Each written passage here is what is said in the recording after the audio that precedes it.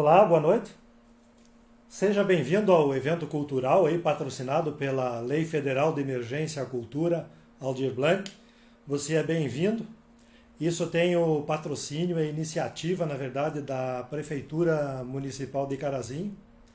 E a realização é um desafio poder trazer o meu terceiro livro, que foi publicado ainda em 2012, e teve agora uma segunda edição sobre construção de círculos de prosperidade.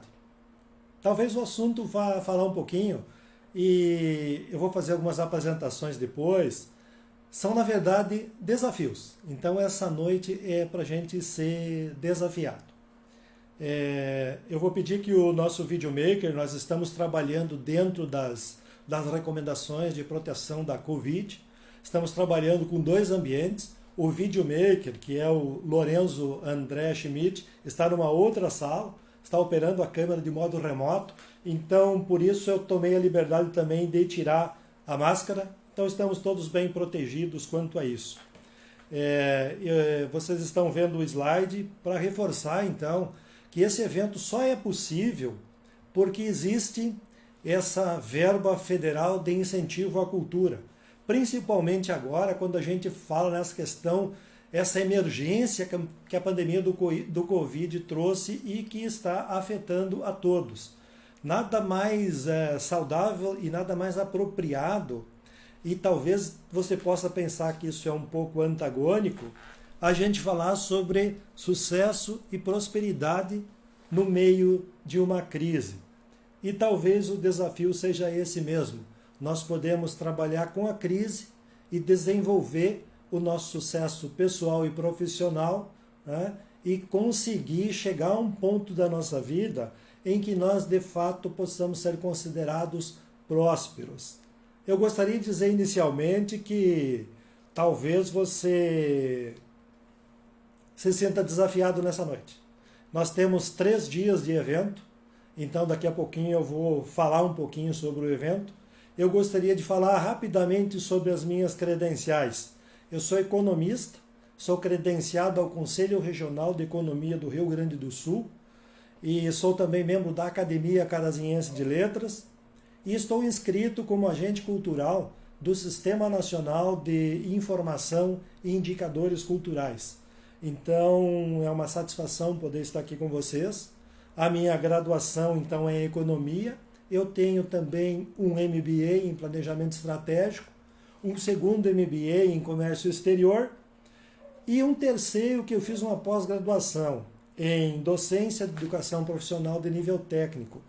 Praticamente eu trabalhei 42 anos da minha vida como bancário dentro da Caixa Econômica Federal, onde eu aprendi muito, aprendi demais lá dentro da instituição, e trabalhei também desde 2000 como professor em cursos técnicos em algumas universidades privadas.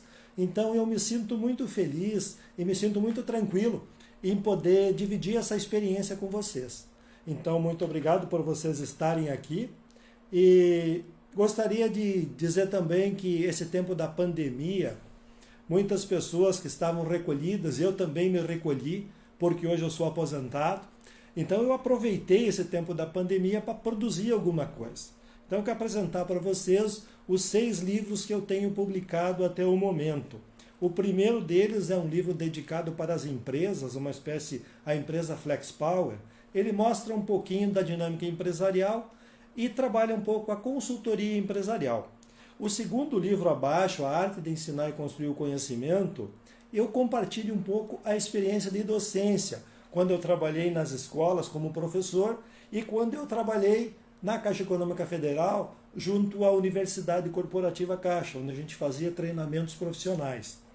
O terceiro livro é justamente esse que nós vamos trabalhar nesse workshop de 3 dias. Então, Construindo Círculos de Prosperidade. São algumas experiências, né, pessoais, alguns relatos de outras pessoas, e o que conduziu essas pessoas, então, a uma vida de prosperidade e sucesso. Eu espero que isso ajude bastante para daqui no terceiro dia, você e eu junto podemos construir o nosso plano de desenvolvimento individual, né? O quarto livro que foi produzido, ele chama-se 7 Dias. É um drama onde eu apresento um pouco essa temática da violência doméstica. Esse é mais um livro que está disponível. O quinto livro foi publicado agora há pouco, é um livro de poesias e alguns textos, então eu trago ele com o título Trechos da Vida, né? Memórias dos Anos de Chumbo. Na verdade, o título tem muito a ver com o período da ditadura militar, onde nós achamos, e algumas pessoas acham, que a gente no interior não sofreu tanto o impacto da ditadura.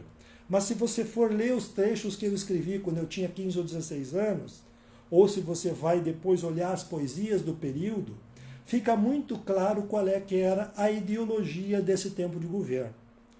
E agora está saindo ainda daqui a semana que vem, no máximo 15 dias, já está no prelo.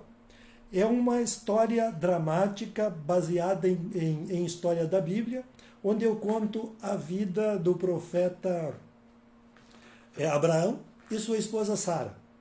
Vai ser interessante se você puder ler essa história, porque a história foi escrita, né, nas entrelinhas dos escritos da Bíblia.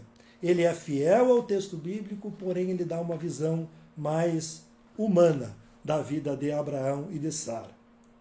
Queria dizer para vocês que os objetivos desse projeto cultural, em primeiro lugar, é que a gente possa se despertar e descobrir a possibilidade de transformar a nossa realidade e talvez ter um exercício mais efetivo da nossa cidadania. Um segundo ponto é informar e refletir sobre a situação de renda no Brasil e no mundo. Talvez você nunca tenha pensado sobre isso, e às vezes é difícil a gente se colocar na posição, porque a gente trabalha o tempo inteiro, recebe o salário e não se dá conta se o nosso salário está adequado à realidade nacional e mundial. A gente não chega a pensar nisso. Muitas vezes, graças a Deus, tem emprego, né?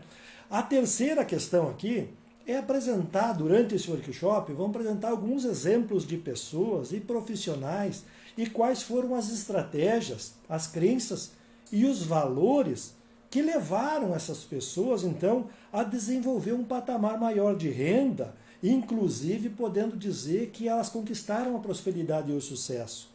Nesse momento, eu gostaria que a gente pensasse um pouquinho na questão do empreendedorismo, tão presente nesse tempo da pandemia.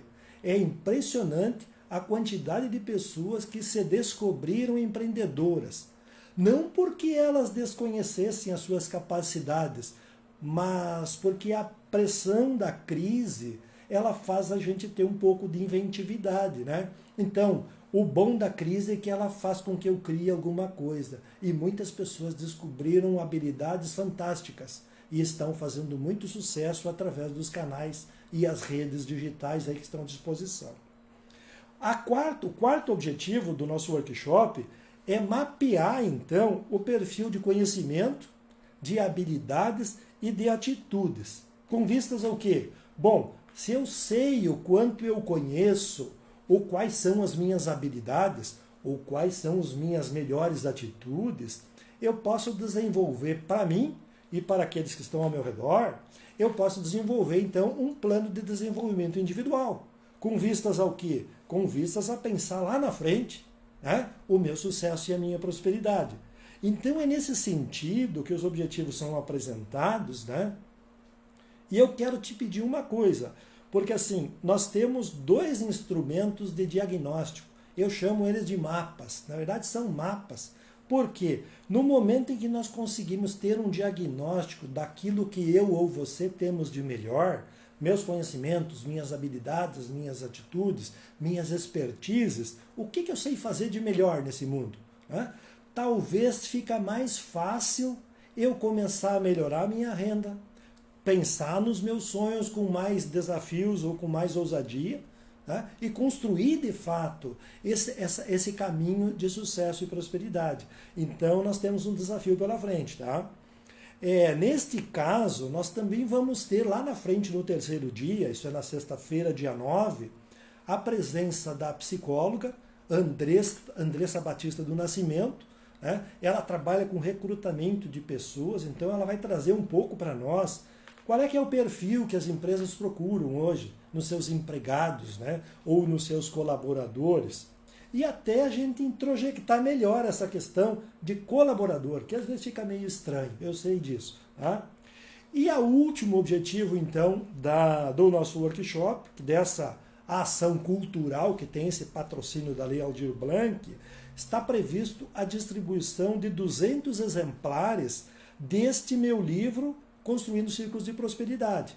Então eu até já faço um alerta, porque muitas pessoas que vão assistir a live ou estarão aqui conosco hoje não se inscreveram, então eu não teria como enviar o livro para você. Então eu vou pedir que você dê uma olhadinha, preste atenção, bem embaixo ali, e inclusive quando você recebeu o convite, viu o convite, tem um e-mail que se chama assim, projetoervino@gmail.com. Eu gostaria que, se fosse possível, você entrasse ainda hoje à noite, simplesmente starta uma mensagem para mim poder te listar como inscrito, né? Se quiser colocar o teu endereço, melhor ainda, que eu posso te mandar pelo correio, porque a ação ela é 100% virtual, né? Então eu te agradeço por você estar aqui. Hoje nós teremos então como primeiro dia uma palestra baseada neste livro. Então é mais uma provocação. E eu pediria que você fosse bem aberto quanto a ouvir essas provocações. Às vezes a gente vê alguma coisa, não concorda e sai correndo, né? Nesse momento eu gostaria que tu ficasse conosco, tá? Bem tranquilo, que você tenha assim não é uma tolerância, eu ia dizer parcimônia, mas não, é uma tolerância para ouvir talvez uma ideia nova, um conceito novo, né? E que pode nos levar ao desafio. No segundo dia, que é amanhã, e por isso eu gostaria que você enviasse o e-mail, talvez hoje de noite ou amanhã durante o dia, para que você possa receber os formulários e poder fazer o teu mapeamento, que é um diagnóstico dos conhecimentos, das habilidades e das atitudes. É um instrumento muito interessante porque ele permite que eu me conheça um pouco melhor. E em cima disso, nós temos um desafio importante para amanhã também, que é construir um plano individual de desenvolvimento que vai me dizer mais ou menos em qual setor seria melhor eu trabalhar, em qual segmento empresarial ou comercial seria melhor se eu for enveredar pelo lado do empreendedorismo, porque ele vai apontar quais são as minhas melhores habilidades. E é em cima disso que a gente gostaria de trabalhar. No terceiro dia, o terceiro dia que é dia 9, sexta-feira, ele está reservado para um diálogo, para uma conversa.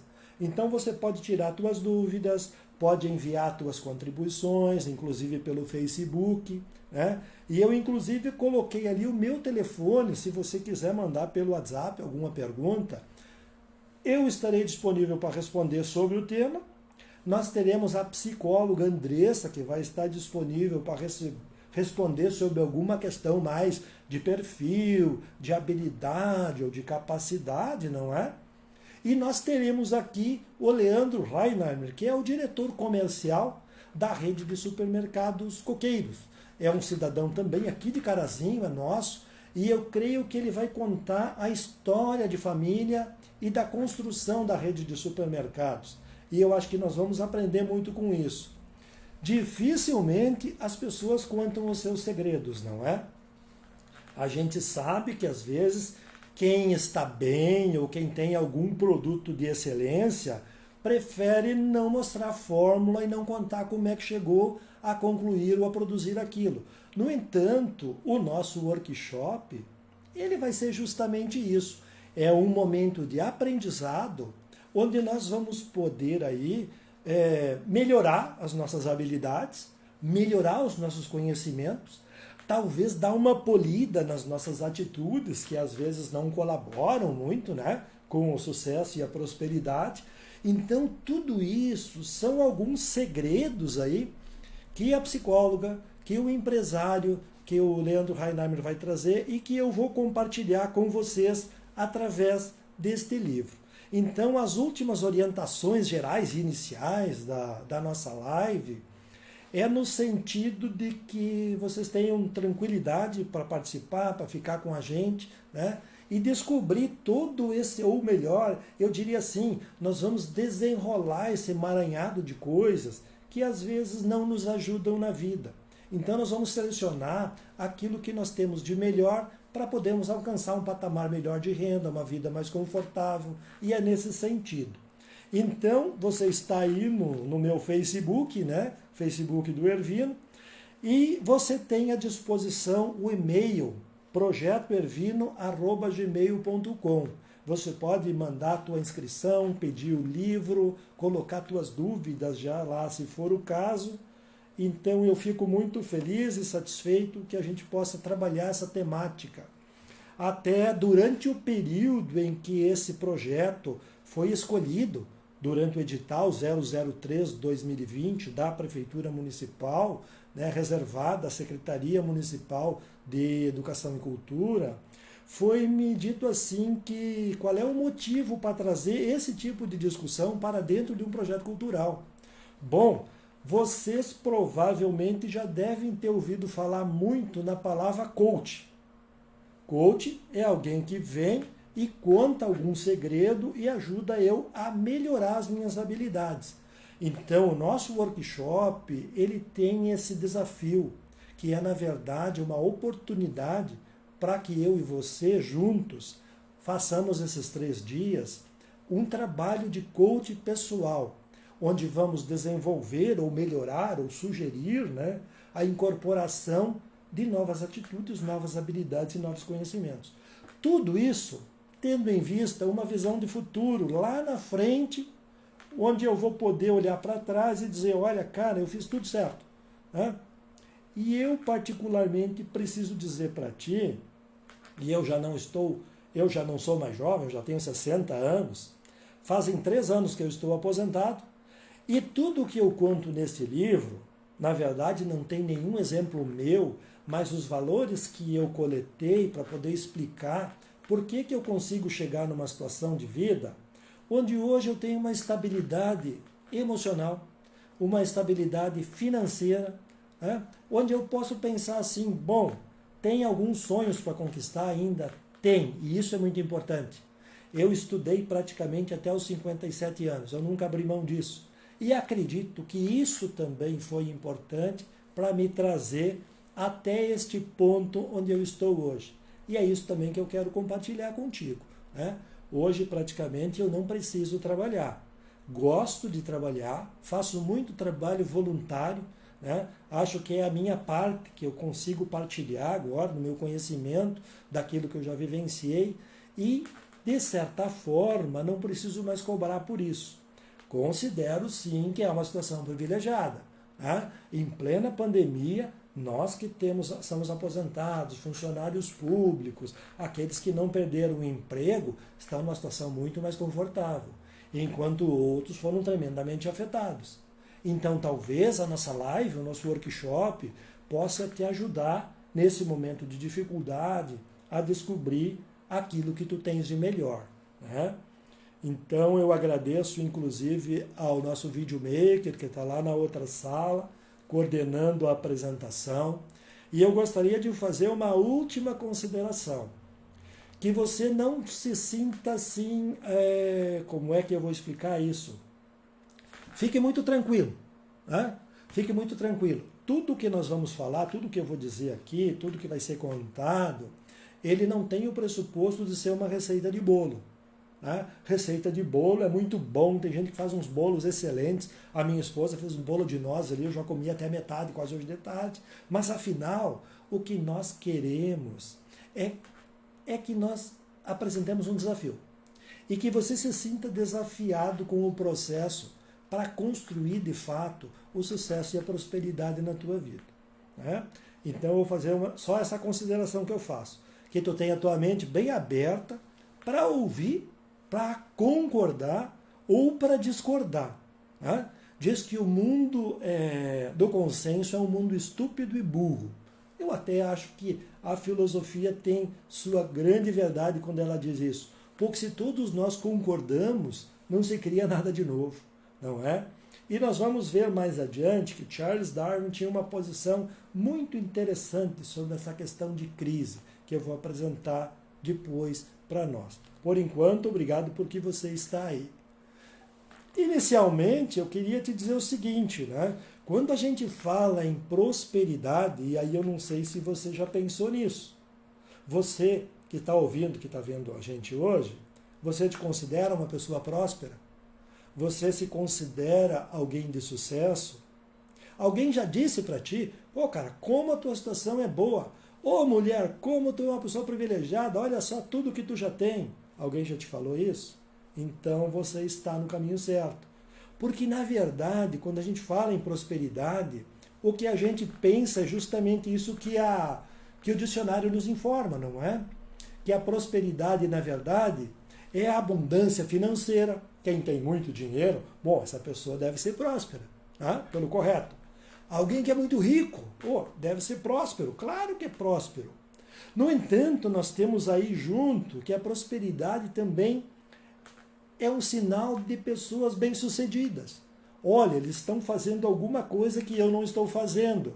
Ah, por que ele está melhor do que eu? Não é? Então, por que ele consegue vender muito mais do que eu no meu comércio? Por que ele consegue produzir muito mais na fábrica dele se eu produzo a mesma coisa e não consigo fazer tanto? Então, a prosperidade, em primeiro lugar, ela parece que está ligada a esse aspecto de dinheiro, fartura, né? É uma circunstância muito favorável. Então, alguém que é próspero, né? Como é que é? Tá nadando, né? No dinheiro, tá muito bem. Mas junto no contexto de prosperidade, existe um ingrediente chamado também, o dicionário nos mostra isso, quando você deseja para alguém a prosperidade, você deseja também a felicidade.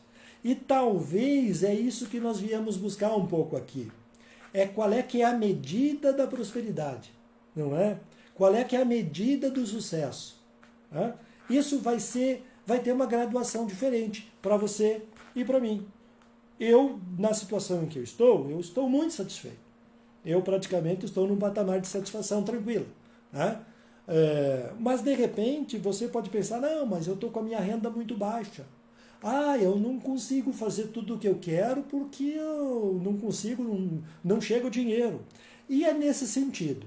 Então, o que eu gostaria de dizer, sintetizar a prosperidade, é que a prosperidade, ela é, na verdade, há dentro desse conceito, uma tridimensionalidade. Não existe prosperidade, por exemplo, sem remuneração suficiente. Eu posso dizer que também não existe prosperidade se não existe a felicidade. E, por outro lado, não existe prosperidade se eu não tenho saúde. Nós vamos ver mais adiante que um dos fatores aí que pode me afetar a prosperidade e o sucesso é justamente a saúde. Porque ela me afeta a felicidade, o meu trabalho, então ela pode ser um complicador. Então, para nós, a prosperidade, ela tem esses 3 ingredientes que vivem em harmonia, né? Quase que numa simbiose, eu dizia, né? Simbiose é uma coisa assim, algo que trabalha junto contigo, né? É diferente de parasita, né? Parasita é aquilo que te suga, suga, suga, até que você morre e ele vai embora. É mais ou menos o que talvez o Covid tem feito com muitas vidas, né? Com muitos entes queridos nossos bem próximos. Então, e existe aqui também uma questão evolutiva, né? E tomara que isso aconteça, e a vacina vai trazer isso para nós, em termos de saúde, que nós vamos conseguir conviver com o vírus, né? Então, assim, e ele não vai mais nos matar. Então ele vai deixar de ser um parasita que vai acabar com a nossa vida para ter uma vida simbiótica conosco, ou seja, ele vai conviver, ele vai ficar vivo e nós também. Essa é a grande expectativa da vacina e de toda a constituição das instituições médicas.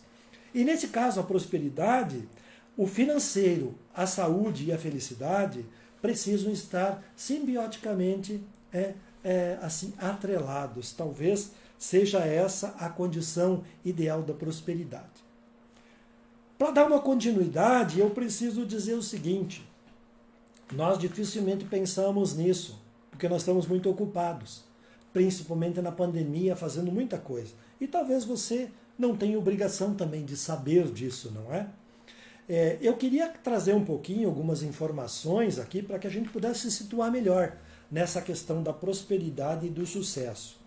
Então eu vou apresentar agora alguns aspectos que demonstram a prosperidade e o sucesso no Brasil e no mundo. Talvez você fique espantado com os números, mas fique bem tranquilo. Depois nós vamos trabalhar isso aí melhor. Tá? Nós temos aqui um primeiro gráfico, que é a concentração da riqueza no mundo. É uma coisa, como é que eu vou dizer? É uma coisa assim monstruosa a diferença de renda entre as pessoas no mundo. Se você olhar do lado esquerdo, onde tem a coluna população no gráfico, existe ali um pequeno degrauzinho azul e em cima o número 2%. Do lado disso tem uma coluna laranja, que significa a riqueza do mundo. Então vejam só como é que é a distribuição da riqueza hoje. 2% da população mundial divide a 50% da riqueza do mundo. E do lado direito, se olhar do lado direito do gráfico, tem um degrau grande azul, onde você vê 98%. E do lado dele, um degrau laranja, que você vê 50%. Então você vai ver que 98% da população divide os outros 50% da riqueza do mundo. É uma coisa muito antagônica, não é? E até deixa a gente aborrecido. Se 2% das pessoas dividem 50% da riqueza, imagina quão rico, quão próspero e quão felizes não são esses, não é? Os outros 98% da população mundial precisam dividir a outra metade da riqueza. Significa que esses 98% da população vão ficar com uma parcela muito pequena desta riqueza mundial. Vamos trazer esses números então e vamos pensar um pouquinho na situação brasileira. Né? Vamos olhar nós então aqui, vamos baixar um pouquinho para o Brasil. Situação da distribuição de renda no Brasil. Eu coloquei um título ali e a palavra parece não muito adequada. Eu coloquei a expressão equidade da prosperidade nacional. Equidade, eu e você sabemos, né, que é uma distribuição uniforme das oportunidades para todos. E os gráficos que nos apresentam, cujo relatório, esse gráfico saiu dos dados divulgados pela Receita Federal, o relatório anual. Então vocês vão ver que nós temos uma pizza com um lado verde, um lado azul e um pedacinho laranja. O pedaço azul representa 0,30 da população nacional. 0,30 dos 211, 212 milhões de habitantes no Brasil. Esse 0,30% da população nacional, eles detêm para si, eles consomem ou eles têm à disposição 23% de toda a riqueza. Vocês vão perceber que no gráfico, diametralmente oposto, o lado verde, tem mais 8,40% da população nacional que detém 59% da riqueza. E aí sobra um pequeno, né, um triângulo laranja da pizza, que é um único pedaço, né? Um único pedaço, que vai ter que ser distribuído por 91,30% da população nacional. Então, esses 91,30% da população nacional divide os outros 18% da riqueza. Então, nós vamos ver que 91% divide um pedaço de pizza, os 8,4% são os que abocanham a maior parte, né? Vão pegar praticamente 4 pedaços dessa pizza, e os 0,30 vão comer 2 grandes pedaços dessa pizza. Então, o que chama atenção é justamente isso. Então, eu coloquei uma palavra ali, equidade na prosperidade nacional, ela praticamente não existe. Não existe porque os números nos mostram o contrário. Existe uma concentração de renda muito grande. Talvez, ainda que haja uma crítica da concentração de renda, eu gostaria de dizer para ti assim, este é o nosso desafio. O desafio meu e teu, talvez, mesmo que eu conteste essa pizza, é saber em que pedaço da pizza eu quero me incluir. E aí talvez o desafio e a construção do nosso plano de desenvolvimento individual. Nós vamos perceber que a renda nacional, a distribuição, esse gráfico que é apresentado aqui, é o IBGE que tem à disposição, ele mostra a situação da distribuição da renda no Brasil, onde ele considera as capitais dos estados. Vocês vão ver que logo abaixo do título, Situação e Distribuição de Renda no Brasil, eu coloquei o PIB de 2019. O PIB que aparece ali são 7 trilhões e 400 bilhões de reais. Esse é o PIB 2019. E vocês vão ver logo abaixo, diz assim, PIB per capita mês, 2.873. Significa que o PIB dividido pela população brasileira entregaria na mão de cada brasileiro, todos os meses, R$ 2.873. A pergunta que nos desafia é justamente essa. A minha renda mensal, ela está na média da distribuição per capita do PIB, ela está muito acima da distribuição per capita do PIB, ou eu estou abaixo da distribuição da média. Então é isso que nós precisamos saber, é onde que eu me localizo.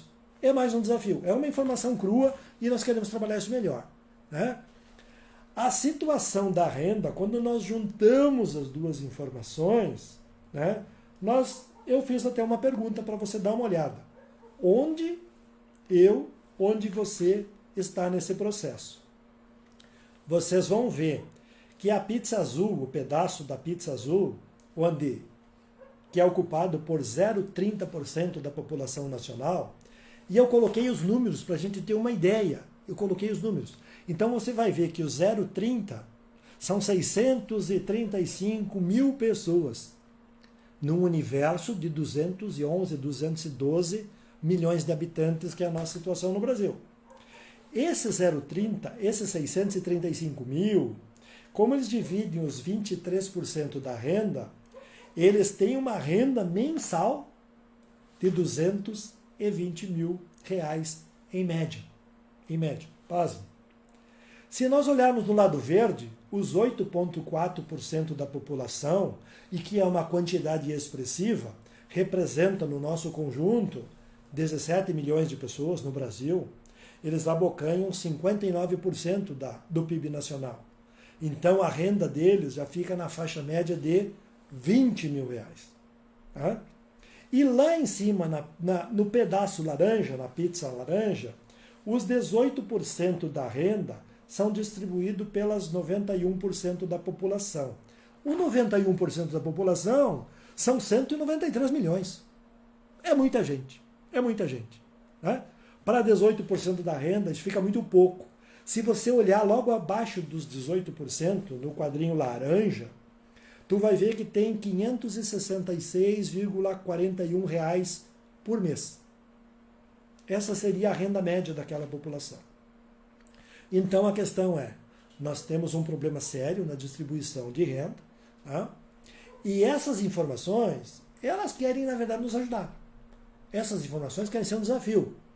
Por que é que eu não me encontro num outro patamar de renda ou não me encontro num outro círculo de renda e de bens, né?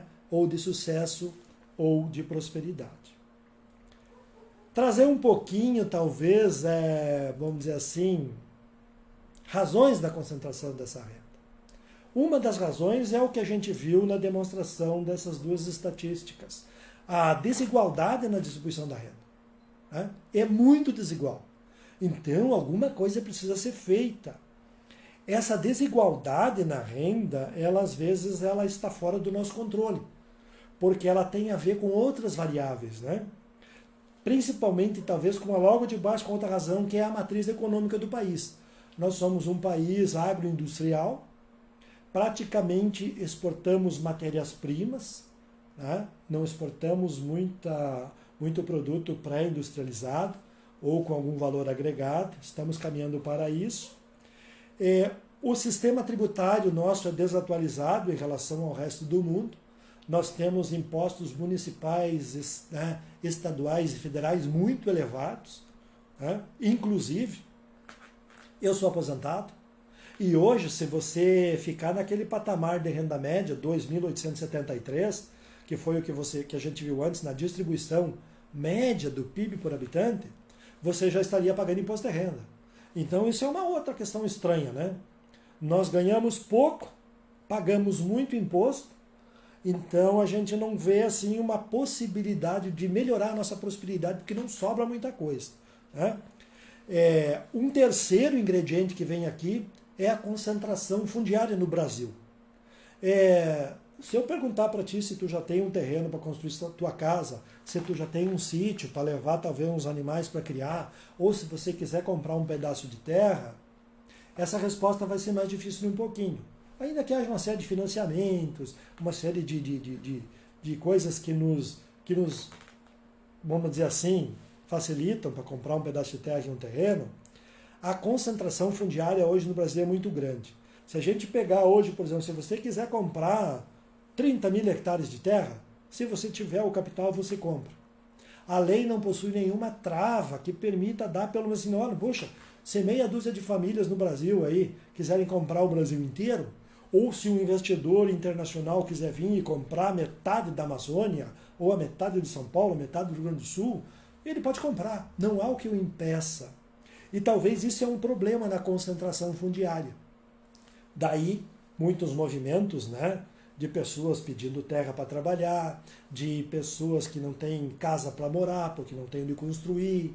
Né? Então você tem sem teto, você tem sem casa, você tem um monte de pessoas que estão morando literalmente na rua, porque essa concentração fundiária não permite essa distribuição. E aí eu digo para ti, mente aberta, vamos conversar um pouquinho.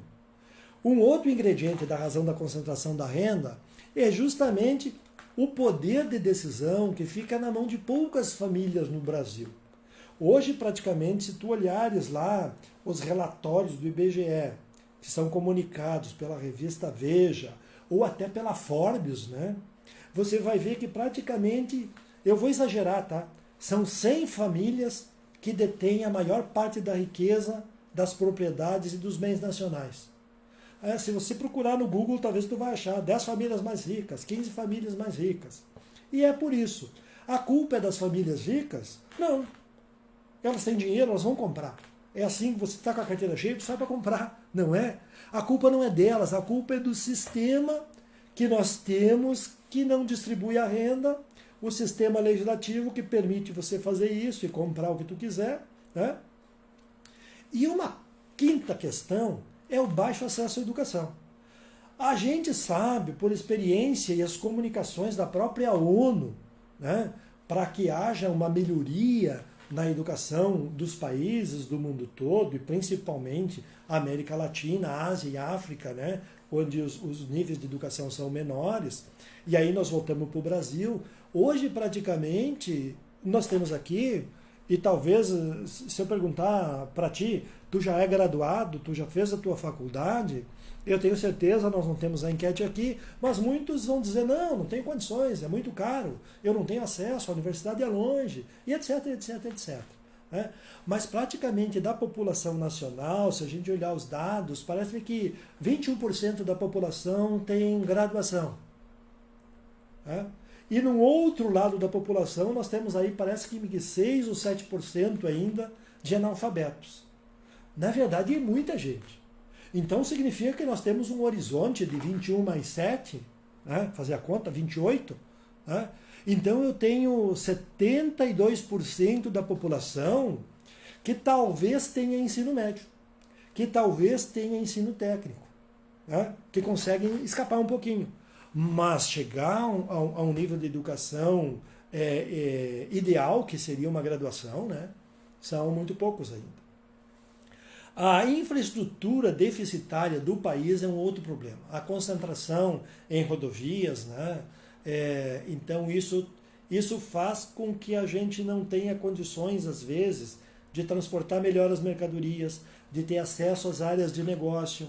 Você, por exemplo, descobriu na pandemia agora que consegue fazer cupcakes, não é? Você faz tortas, ou você faz doce, ou você faz hambúrguer para entregar a domicílio. Então você acaba descobrindo que, mas para mim entregar, os entregadores reclamam que os calçamentos estão defasados, que as ruas são muito ruins, né? Que a iluminação é precária, que os endereços não são encontrados. Então tudo isso faz parte de um conjunto onde nós temos uma infraestrutura deficitária no país todo, né?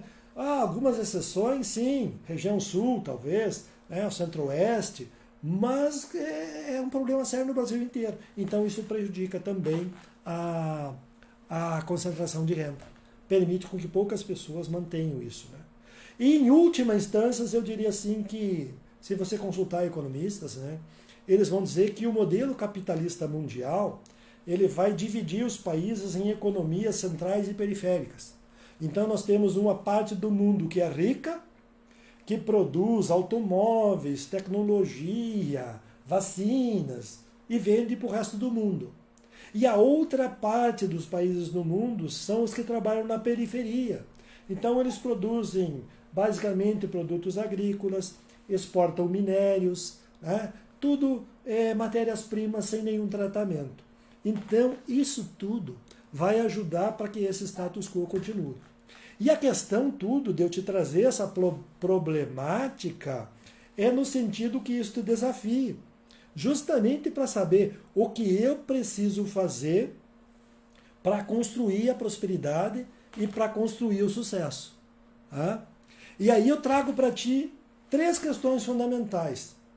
Então nós vamos descer mais um nível agora, onde existem alguns paradigmas que de fato limitam a tua prosperidade e o teu sucesso. Peter Senge é um escritor da administração e escreve muito, faz trabalhos com grandes corporações. Ele diz o seguinte: nós temos às vezes um modelo mental que nos deixa preso num outro universo. E essa prisão, ela não permite que você queira fazer outras coisas. Ela não permite que você veja outras coisas. Né?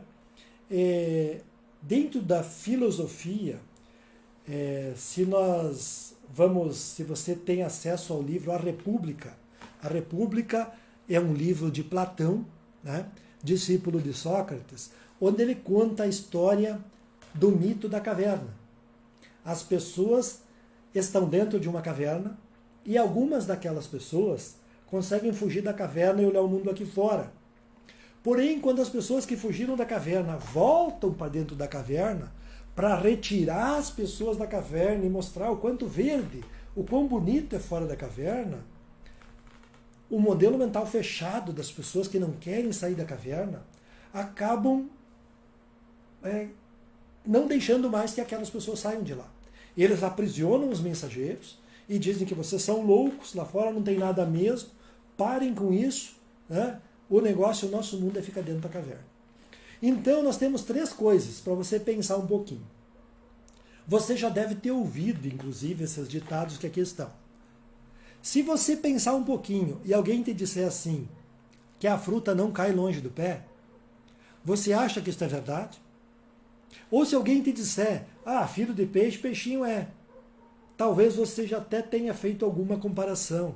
Ou ainda, diga-me com quem andas que eu te direi quem você é. Né? Essa última frase nos lembra muito uma passagem bíblica onde os fariseus disseram, olha, Jesus anda com esses pecadores aí, né? Jesus é o cara que anda na rua com esse bando de miserável aí. Então ele é um arruaceiro. Né? Então, nós temos alguns paradigmas que podem nos deixar presos em um universo paralelo que vai nos afastar da prosperidade e do sucesso. Se eu te disser que a fruta não cai longe do pé, eu até concordo com isso. Porque eu tenho um filho meu, o Rafael, que é muito parecido comigo. É o filho do meio. Eu tenho o meu filho mais velho, que é o Lucas, é muito parecido comigo.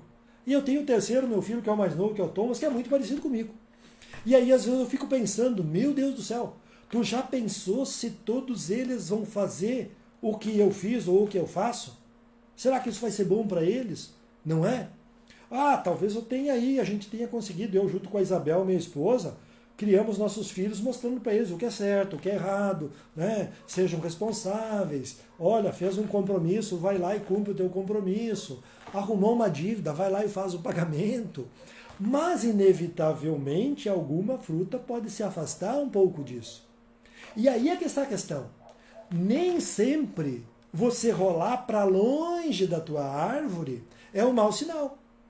Às vezes a influência é muito próxima. Ela acaba não permitindo que eu tenha acesso à prosperidade e ao sucesso. Então a questão é pensar justamente nisso. Né? E vamos conversar um pouquinho. Nesse processo, a questão é a seguinte: é convidar você para tomar um chazinho, né? É pensar assim agora, vamos tomar um chazinho, vamos pensar um pouco. Como é que eu faço para mudar o meu destino? Se eu sou uma fruta que caí perto do pé e o meu pé não é a melhor árvore, não é? Eu não tenho ali as melhores oportunidades, eu não tenho ali o melhor acesso à educação, eu não tenho ali acesso ao melhor emprego. Como é que eu posso fazer para isso ficar diferente? Bom, nós precisamos caminhar um pouquinho dentro da filosofia. Hoje está muito em moda, e se você está aí no Facebook, você tem o teu Facebook, você vai ver que lá ele tem uma linha do tempo, onde você põe as fotos, os registros, não é?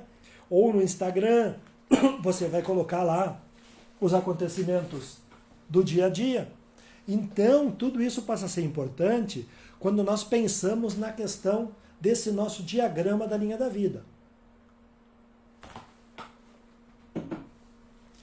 A linha da vida para nós, ela é o seguinte. Ela começa com a concepção, né? A lua de mel dos nossos pais, ou outro encontro fantástico que eles tiveram, né? Onde eles nos geraram, né? E aí, dali 9 meses, nós nascemos. Né? Com a graça de Deus, com a graça do destino, com todos os karmas que vêm junto. Afinal, a partir da concepção, nós sabemos que existe aquela questão da fruta não cair longe do pé, é porque dentro dessa semente, né, e nesse caso de duas pessoas que às vezes são muito diferentes, existe a questão do DNA dessas duas pessoas que se juntam para formarem eu e você. Então nós começamos um processo de desenvolvimento e maturação da nossa vida.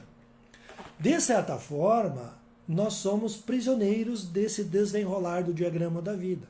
Porque a linha da vida, quem tem o programa para despertar e para nos conduzir até a nossa morte, que é o último estágio dela, é o DNA. No momento em que ele é startado para começar, ele começa o processo. Então, de certa forma, ainda que nós queiramos fugir desse destino, né, nós acabamos sendo prisioneiro dele. E a discussão nesse workshop é justamente pensar o seguinte: o que eu posso fazer para alongar essa minha linha da vida? E vou fazer uma ressalva. Depois nós vamos falar um pouquinho mais sobre isso, quando chegar no tempo, lá no fim, a questão da espiritualidade. Para muitas pessoas, a morte não é o fim, mas é uma passagem para um outro estágio. E talvez isso também é extremamente importante. Eu queria começar esse processo dizendo uma coisa muito interessante, talvez que você ou eu, às vezes, não tinha pensado, né? E é uma frase de alguém muito, assim, a pessoa é muito contraditória, porque quem falou isso foi o Karl Marx, que deu origem a todos os sistemas comunistas no mundo, né? Mas, assim, quebrando o paradigma de que ele deu origem a todos os movimentos comunistas no mundo, existe algo muito importante que ele disse assim: o trabalho dignifica o homem. E aí eu acrescentaria: dignifica o homem, a mulher e as crianças. É importante que nós desmistifiquemos um pouco essa questão para pensar assim que todos os trabalhos são dignos. Não existe um trabalho que não é digno. Né? Existe algum trabalho que você não faria em hipótese alguma? Talvez é uma coisa para se pensar. Por quê? Porque se você acaba tendo restrições a um tipo de trabalho, às vezes nessa restrição está justamente a oportunidade que você estaria esperando. Então, nós precisamos ressignificar esse conceito, para daí nós podermos finalmente passar a construir o nosso círculo de prosperidade. Ainda que o mundo esteja dividido, e nós vimos antes a concentração de renda, existe uma divisão muito clara, né, entre a pobreza e a riqueza ou a prosperidade. Então nós vamos ter círculos viciosos de pobreza, onde nós vamos reproduzir, por exemplo, a vida mais simples, sem muita ambição, com poucos recursos, com dificuldade de acesso a estudo, a alimento, a moradia. E existe um outro círculo, então, virtuoso de prosperidade, assim chamado, onde eu vou ter uma qualidade de vida melhor, onde eu vou ter mais oportunidades, onde eu vou ter uma renda melhor, enfim, existe. O mundo é dividido assim. Então, qual é que é a diferença disso? A diferença é que se eu estou em um círculo vicioso de pobreza, eu vou ter um ambiente familiar natural, eu vou ter um ambiente histórico e cultural, e vou ter um ambiente socioprofissional que eu chamo de passivo. Por quê? Porque eu só vou reagir, eu só vou em busca de uma melhoria se alguém me chama, se alguém me convida, se eu sou empurrado para isso. Caso contrário, eu me sinto conformado com aquela situação. E aí alguém vai dizer, mas e qual é o pecado disso, né? Qual é o pecado disso? Não tem nenhum pecado nisso. A questão é que se eu estou neste mundo meu, fechado, que eu chamo de dimensão paralela, porque eu não estou vendo outras oportunidades, e eu me conformo com essa vida, então eu estou abrindo mão de oportunidades no mundo todo. Né? E essa questão do círculo vicioso da pobreza, o que vai caracterizar ela é justamente aquilo que acontece quando a gente viu a distribuição de renda. Como existe muita gente dividindo pouco dinheiro, pouco recurso, eu vou ter uma baixa escolaridade, eu vou ter baixas qualidades profissionais, né? Eu vou trabalhar com atividade de subsistência, por exemplo, eu vou trabalhar de dia para comer de noite, né? Eu vou ter uma pequena lavoura onde eu planto ali e colho, mas isso não sobra muito, só dá para mim comer e viver. Né? Nós vamos ver aqui é uma palavra diferente, que nós temos um conjunto de necessidades fisiológicas ou primárias. Então eu só faço para comer, beber e dormir. Eu não consigo ultrapassar esse limite. Né? Então, essa satisfação imediata com tudo isso, eu vou me conformando, né? E eu passo a não dar bola, eu passo a não fazer muita coisa, porque para mim tá bom. Né? Para mim eu estou satisfeito. Então, eu sou um agente passivo desse processo. E em função disso, vem junto o quê? Como eu sou passivo, eu moro já num lugar de mais difícil acesso, eu moro numa periferia onde não tem muita luz, não tem pouca estrada, não tem água encanada, talvez não tenha luz elétrica, né? Caracteriza lá a baixa infraestrutura aí no saneamento básico, por exemplo. Eu vou me conformar a viver talvez nessa situação. Né? Vou dizer, mas não tenho o que fazer, se o Estado não faz, eu não faço. Né? Então, também existem projetos de qualidade de vida e sustentabilidade. Isso não faz parte do processo. Por outro lado, se eu vou pensar no círculo virtuoso de prosperidade, eu já vou ter esse ambiente familiar, esse ambiente cultural e esse ambiente socioprofissional onde eu vou ter participação. Em vez de ficar assistindo a plateia, eu vou estar lá no campo, jogando a partida. Então aqui nessa outra visão de mundo, eu já vou em busca de um grau de escolaridade maior, não é? Vou procurar me graduar, vou fazer o primário, vou fazer o ensino médio, vou fazer um curso técnico, se for o caso, vou me graduar, vou me doutorar, vou até fazer um PhD, se for o caso. Né? Eu vou ter uma qualidade profissional melhor, vou ter um maior nível de renda como uma consequência disso. Então, quando a gente começa a pensar nesse processo, você vê que uma coisa vai puxando a outra. Né? Então aí tu tem um conjunto já de necessidade secundária, onde eu posso pensar no meu bem-estar, posso pensar em comprar uma roupa melhor, posso fazer um trabalho voluntário com alegria, com felicidade, porque eu tenho tempo e tenho dinheiro para isso. Mas se eu não pertenço a um círculo de prosperidade, Eu não consigo fazer isso. Eu nem tenho acesso a isso. Né? Então, nesse caso, nesse processo de prosperidade, eu já sou um agente ativo. Eu consigo pensar o que eu vou fazer amanhã, onde é que eu vou estar daqui 2 anos, daqui 5 anos, daqui 10 anos. Né? Então, um dia eu vou ter um de volta para o futuro que eu vou conseguir olhar para trás e ver, puxa, fiz tudo certo, fiz tudo certo. Então, nesse caso aqui, quando eu tenho um círculo de prosperidade, eu já vou ter a presença do Estado, eu vou ter uma infraestrutura maior, e tudo isso vai colaborar, então, para que eu faça os meus próprios projetos de sustentabilidade, não é? De qualidade de vida. Né? Bom, quais os fatores que vão afetar essa prosperidade, então? Como é que eu posso sair deste mundo paralelo, né, que me dá tanta dificuldade e que me tem tantas restrições, para mim passar para um mundo onde eu tenha condições melhores? Bom, nós temos condições que podem dificultar o meu acesso à prosperidade, que às vezes ficam fora do meu contexto. Eu não vou ter condições de mudar, às vezes, algumas questões. Dentre esses fatores, né, nós temos, por exemplo, aquela questão que eu falei. De repente, na minha família, por questão de herança genética, por questões de DNA que eu herdei do meu pai, da minha mãe, do meu avô, do meu trisavô, do meu 8º avô, lá no passado, eu vou desenvolver alguma doença. Isso vai, de certa forma, me dificultar, porque eu vou ter dificuldades para estudar, para trabalhar, para pensar em outra coisa. Então, pode ser um dificultador.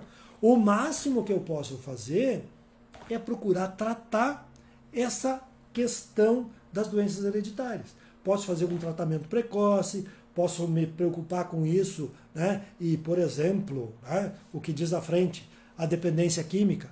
Se eu sei que eu tenho um problema já por herança, digamos que eu sou asmático. Meu filho do meio era asmático e sofreu muito com isso. Então, se eu sou asmático, eu vou procurar me afastar do fumo, do álcool, de qualquer tipo de droga, porque isso vai me deixar ainda pior. Né? Não quer dizer que quem não é asmático está liberado para fumar, para beber e para jogar como diz o outro. Né? Tá? Não tem nada a ver uma coisa com a outra. A dependência química, ela prejudica e muito a prosperidade e o sucesso. Por quê? Porque às vezes a dependência química me deixa uma pessoa desqualificada, as pessoas não me respeitam, não me consideram porque eu não tenho uma constância para dar minhas opiniões, para fundamentar o que eu estou pensando. Então, a dependência química pode prejudicar e muito a prosperidade. Um acidente, por exemplo, seja de carro ou seja no trabalho, também pode me prejudicar o acesso à prosperidade. Então, eu preciso pensar em métodos de proteção, fazer as coisas com segurança, vai sair de casa, usar o cinto de segurança. Né? Agora, por exemplo, a pandemia, tomara que todos possam ter acesso à vacina, mas é uma condição. Hoje, por exemplo, né, vou sair de casa, vou usar a minha máscara, não é? Vou passar o álcool gel, por que não? Vou usar o álcool gel na minha mão, e assim por diante. Então, das questões, dos fatores que nos prejudicam, existe somente um que eu tenho um controle efetivo, que é o último deles que eu deixei em vermelho. A ausência de visão de futuro. Se eu não consigo desenvolver uma visão de futuro para aquilo que eu desejo lá na frente, a prosperidade pode passar longe de mim. E provavelmente eu vou estar preso a um círculo vicioso de pobreza. Daqui para frente eu preciso dizer o seguinte, então, né? Afinal, então, o que você deseja para o seu futuro? O que tu quer para o teu futuro? Eu lembro que a minha família, a minha mãe e meu pai, tiveram 13 filhos. Você imagina, são 15 pessoas naquela família. A dificuldade só para comer era um problema, porque era um banquete cada dia. Para dormir, muito pior, porque a casa só tinha quatro quartos naquela época. Né? E nós éramos crianças. Então eu ficava pensando assim, meu Deus do céu, coitado da minha mãe e do meu pai. Né? Trabalhavam de dia para comer de noite. A gente era muito pobre, mas muito pobre mesmo. Aquela expressão diz assim, ó, tão pobre como mais pobre que rato de igreja, né? Mais pobre que rato de igreja. Mas havia algo que nos fez fazer diferente. E talvez eu preciso agradecer muito ao meu pai e minha mãe nesse processo. A minha mãe, como uma boa crente luterana, né, ela pensava aquilo que Martinho Lutero tinha contado para ela, que nós precisamos orar para Deus para conseguir as coisas, como se tudo dependesse dele. Mas precisamos fazer a nossa parte de tal maneira que tudo dependa de nós. Então o que a mãe fazia? Enquanto meu pai dizia, fez a 4ª série aí, cara, vem trabalhar aqui na lavoura, vem tirar leite das vacas, vamos trabalhar. Fez 12 anos, vamos trabalhar. E a minha mãe já era diferente. Ela dizia, não, meu marido, seu Helmut, nós temos que mandar essas crianças para o colégio. E ela foi, bateu na porta da igreja, bateu na porta do colégio, disse, pastor, diretor, arruma uma bolsa para os meus filhos aqui, que eu quero que eles tenham uma escola melhor, ela dizia. E quando eu digo melhor, é interessante pensar assim, mas eu estudei em escolas públicas que foram excelentes, tive professoras fantásticas, que mudaram o meu futuro. Mudaram o meu futuro. Mas eu quero dizer que minha mãe e meu pai tiveram muito disso, sabe? De eu poder olhar para trás junto com a Isabel e com os meus filhos, ver que os filhos estão formados, que estão independentes financeiramente, que a gente pode, digamos assim, fazer o que quiser, com exceção de agora, ter que ficar em casa mesmo, ter que passar álcool gel na mão, sair de máscara, manter os protocolos de segurança. Mas assim, em termos de prosperidade e sucesso, eu tenho muitos sonhos que eu já realizei e tem alguns que eu ainda quero realizar. Então, o que você quer para o teu futuro? A questão é muito séria.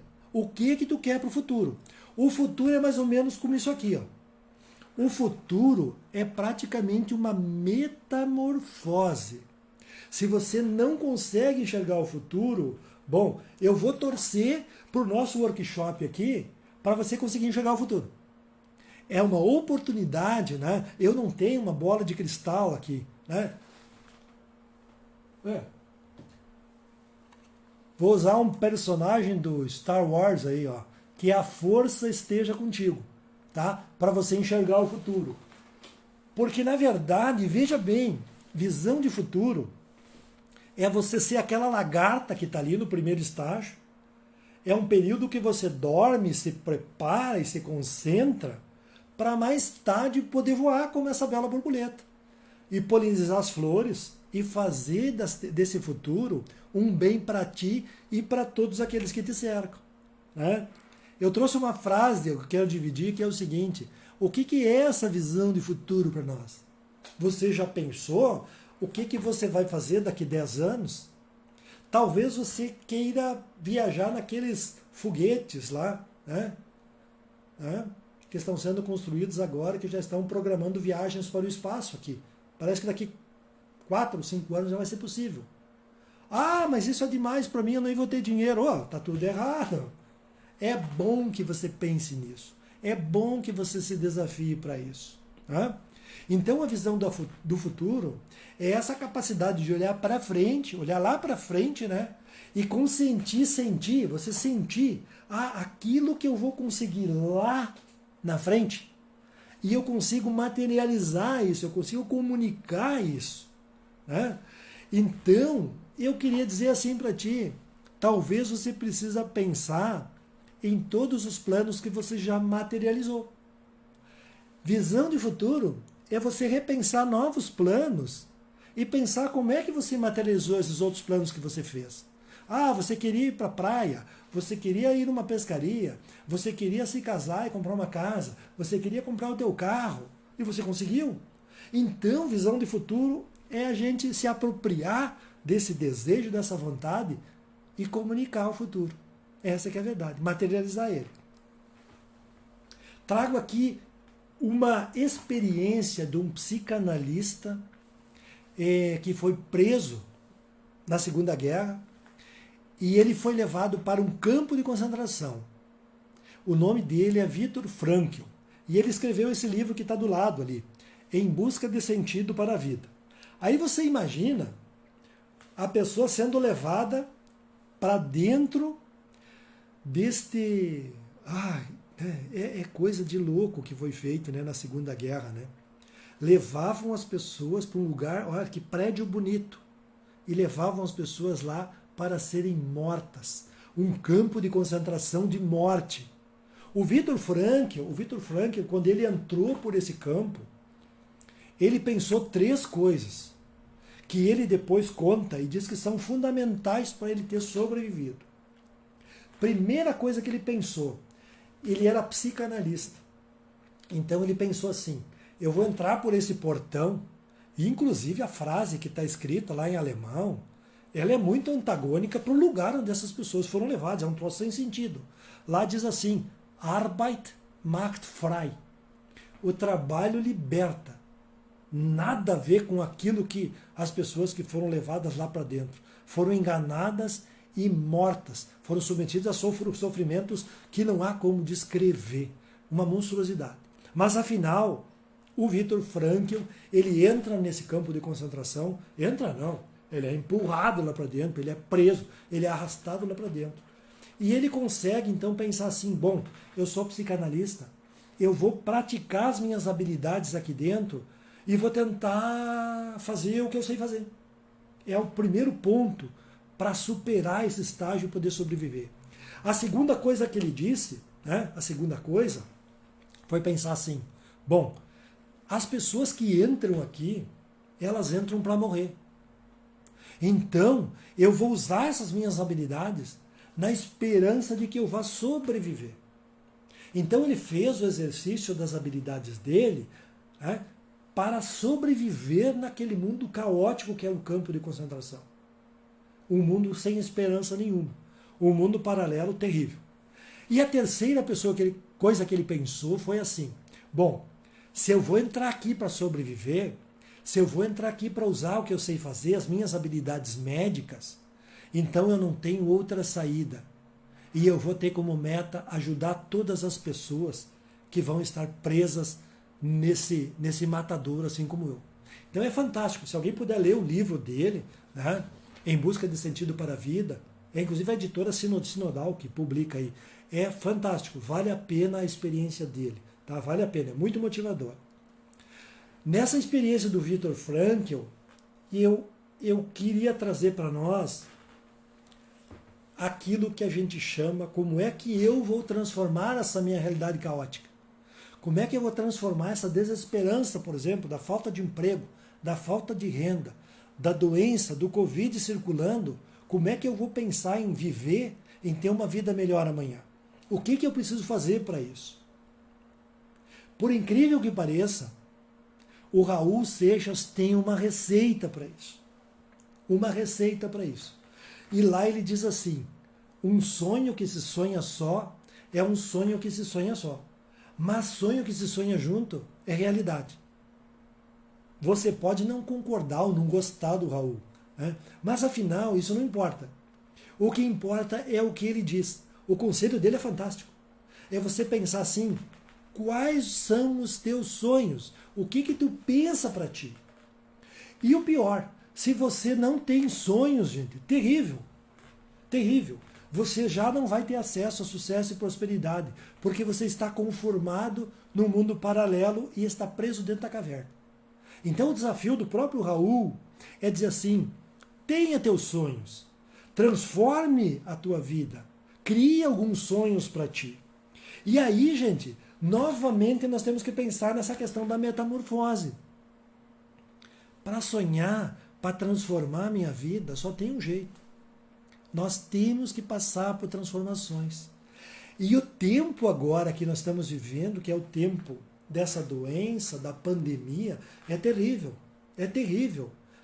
Tem pessoas, você tem entes queridos que morreram por conta disso. Tem vizinhos teus que faleceram. Tem gente do trabalho que faleceu. Tem gente que está internada.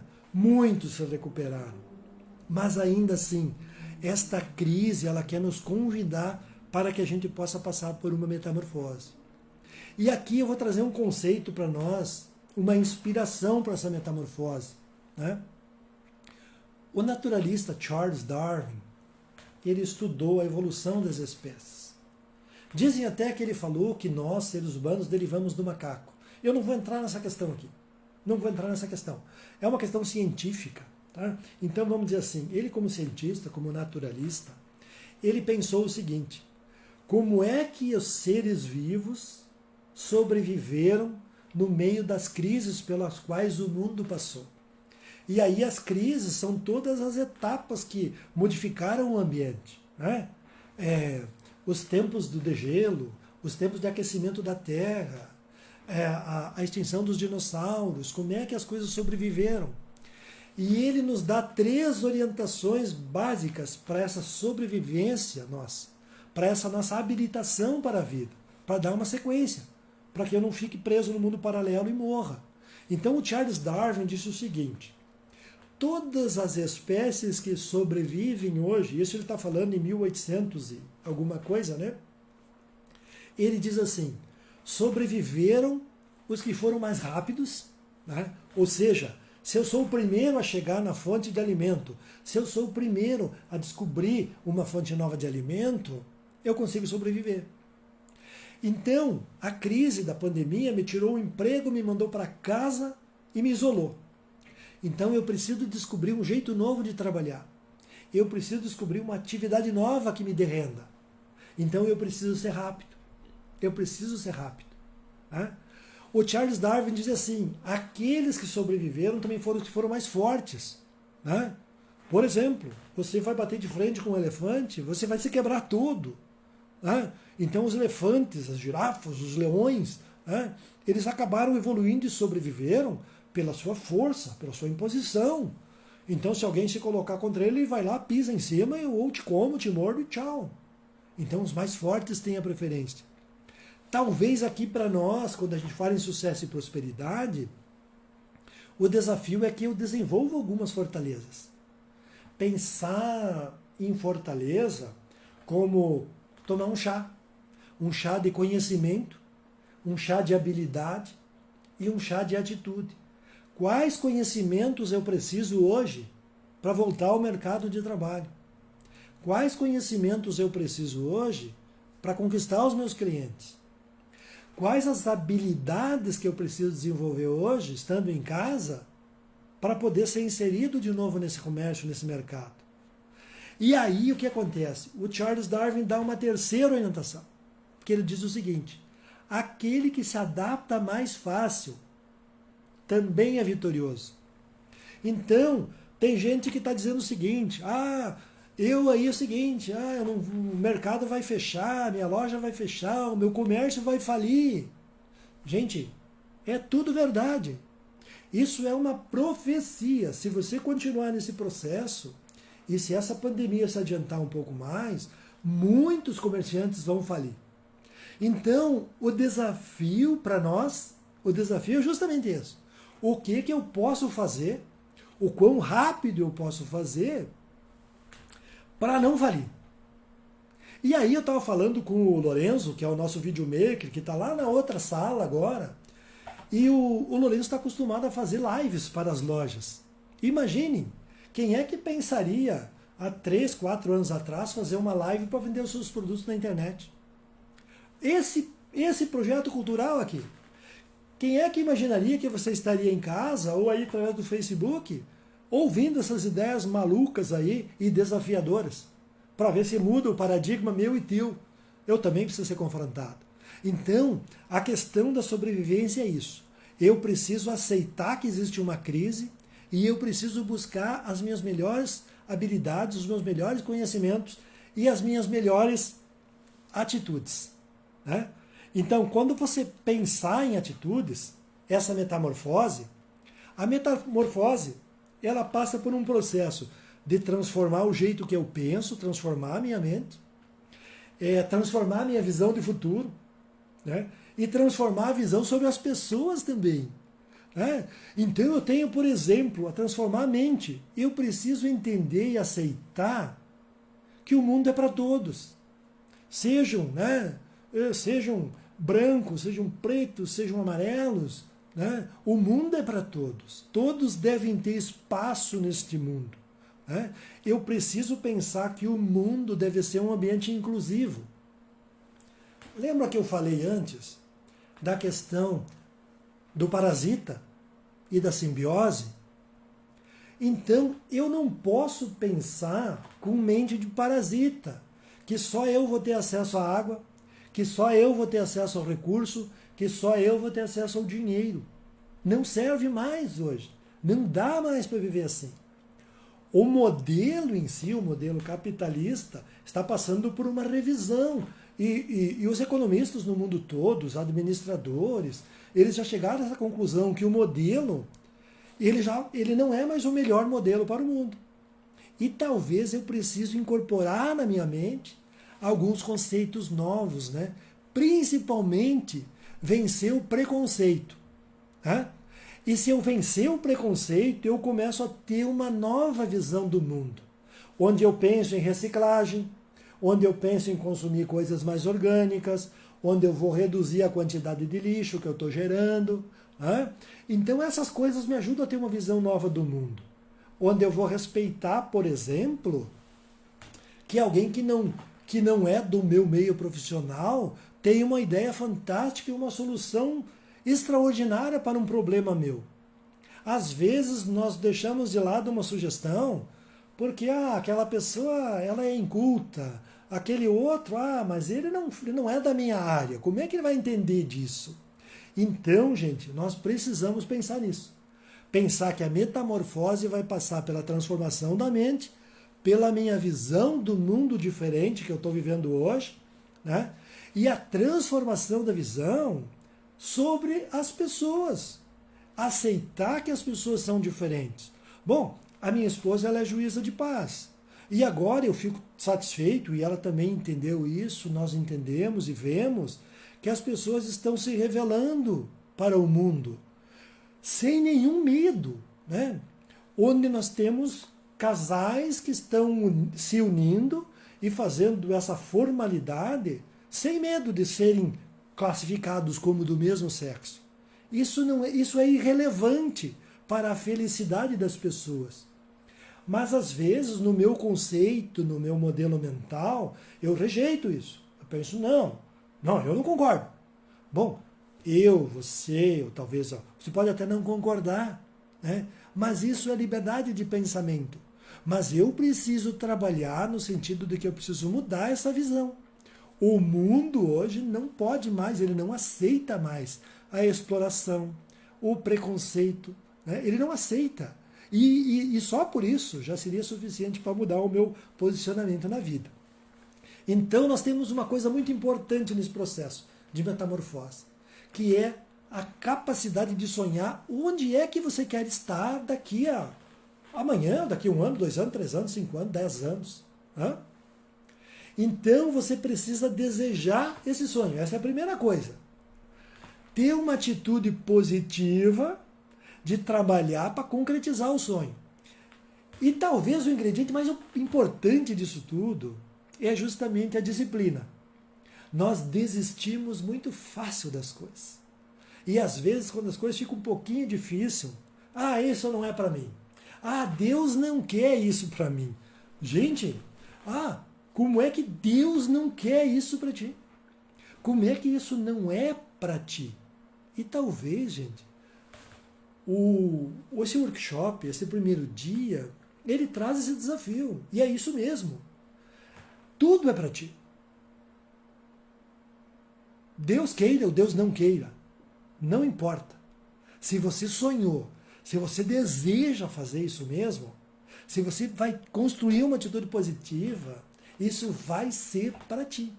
Então eu digo assim, eu gostaria e preferiria que tivesse milhões de pessoas na condição minha, por exemplo. Eu ficaria extremamente satisfeito. E eu quero ajudar, colaborar para isso. Né? Então, vamos fazer o seguinte, pensar nessa transformação da mente, pensar nessa transformação da visão de mundo, acreditar, né, que o mundo é um lugar bom que pode ficar melhor com a tua ou a minha atuação. E, finalmente, mudar nossa visão sobre as pessoas, para que o sonho possa ser construído. Né? Porque se eu não mudar isso, eu vou ficar no passado. Né? É mais ou menos como aquele comerciante, por exemplo, que não tem uma máquina para passar cartão. Aquele cara que tem um comércio, por exemplo, e que não quer atender o WhatsApp. Né?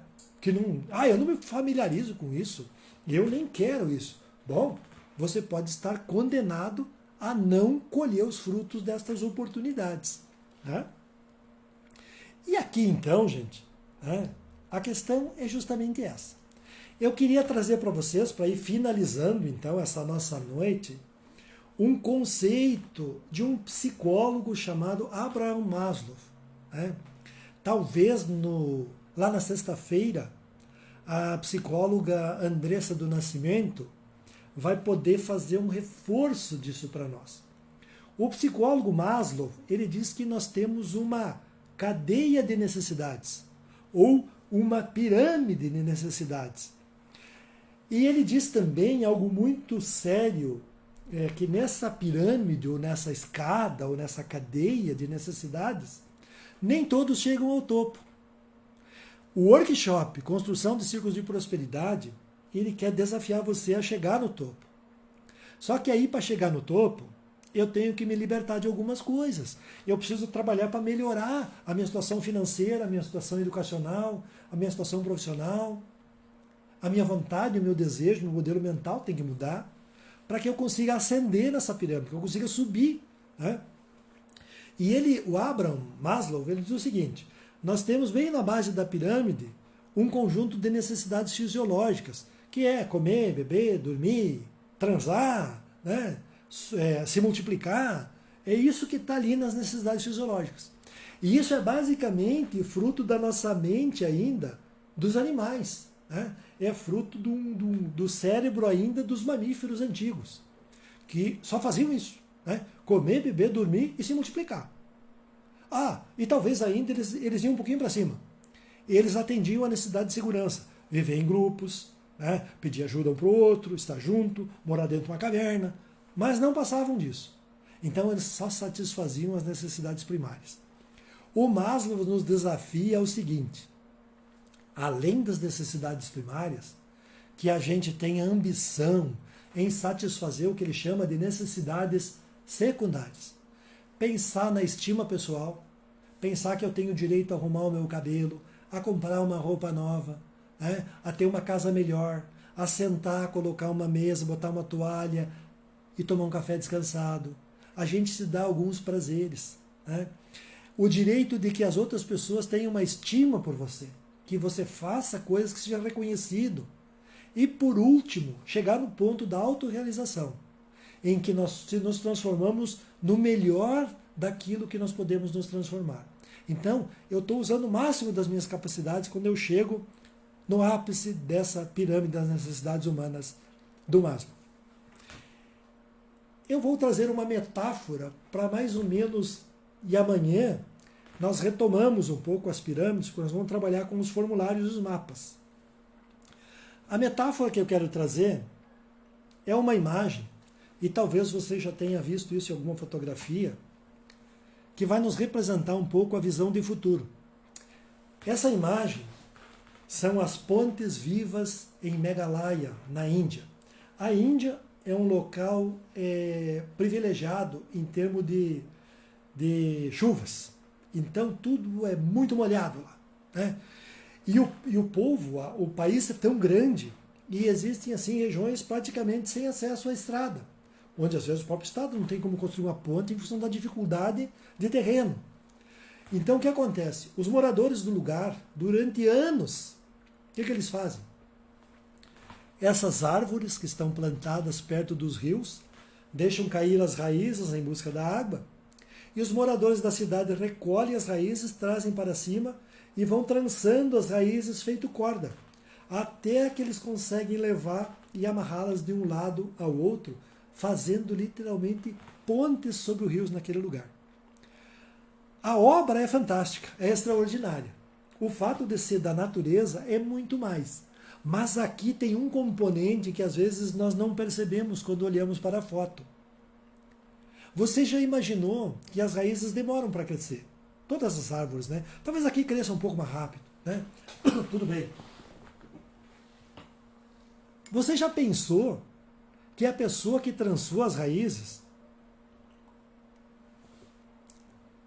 fez isso durante anos? Talvez durante toda a sua vida? Eu tenho que pensar nisso. Visão de futuro. Alguém que chegou lá no dia e trançou as primeiras raízes dessa árvore. Mal chegavam meio metro as raízes. Ele já conseguia enxergar a ponte chegando lá do outro lado.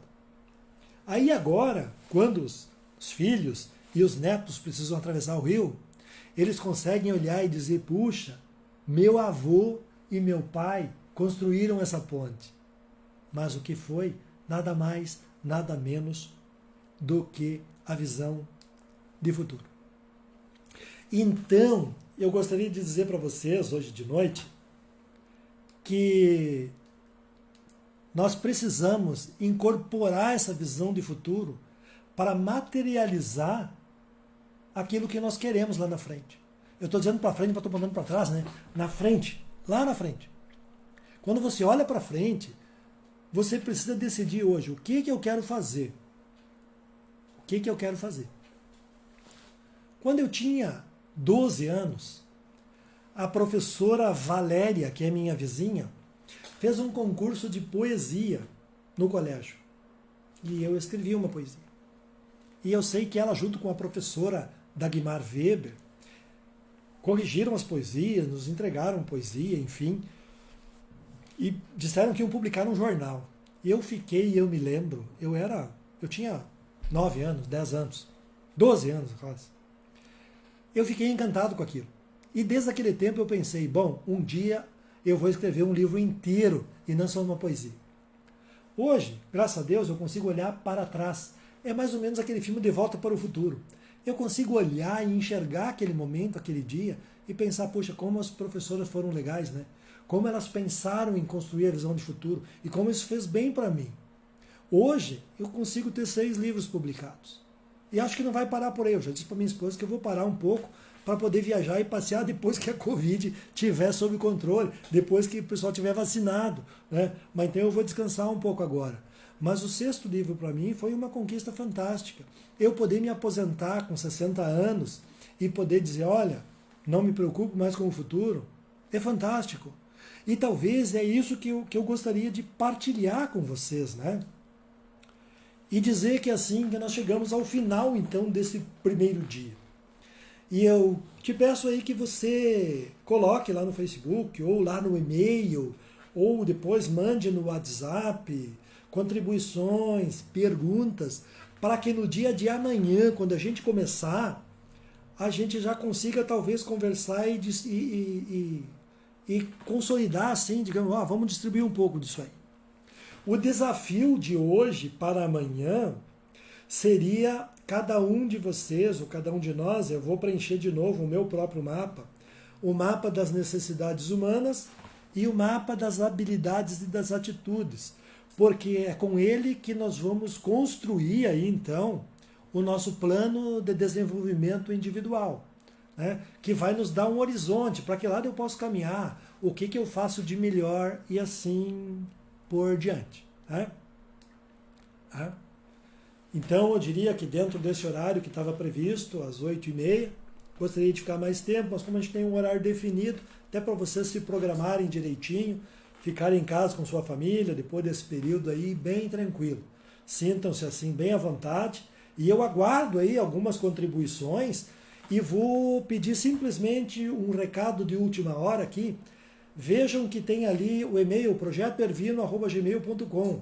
Se você ainda não mandou o e-mail, mande o e-mail para que eu possa encaminhar aí, então, os materiais para você preencher e para amanhã você poder trazer e olhar os seus próprios mapas. Muito obrigado por vocês todos terem participado do dia de hoje. Tá? Um abraço aí a todo mundo.